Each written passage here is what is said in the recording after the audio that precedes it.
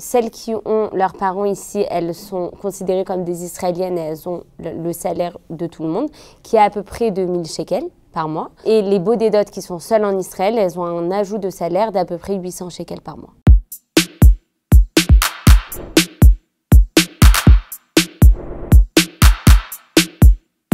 Les bnot Shirout, elles reçoivent toutes exactement le même salaire. Le salaire n'est pas selon leur lieu de Shirout. Il y aura des variables. Les variables seront plus si elles habitent dans un appartement de Shirout ou si elles habitent chez elles à la maison.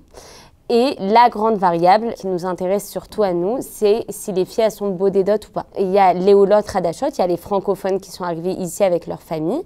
C'est leur famille, et je précise famille, c'est papa, maman. Et elles peuvent avoir toute leur famille ici, sauf leurs parents. Elles seront considérées comme seules en Israël. C'est un statut que le Misrad Haklita statue. Donc celles qui ont leurs parents ici, elles sont considérées comme des Israéliennes et elles ont le salaire de tout le monde, qui est à peu près 2000 shekels par mois. Et les bodedot qui sont seules en Israël, elles ont un ajout de salaire d'à peu près 800 shekels par mois.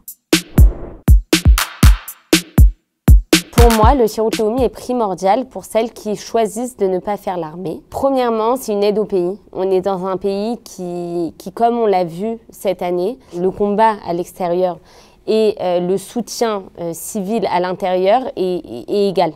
On a besoin et de l'un et de l'autre pour faire tenir ce pays-là. Ça permet à des jeunes filles de 18 ans de s'intégrer dans le monde du travail, d'avoir des responsabilités, d'avoir des initiatives, de montrer de quoi elles sont capables. On a une génération de gens extrêmement capables et c'est l'occasion de le montrer, c'est d'aider dans ce qu'on peut. Et surtout, ça donne une valeur à ce qu'on fait. Ça vous ouvre des portes professionnelles et c'est une manière de donner à ce pays qui nous donne tant.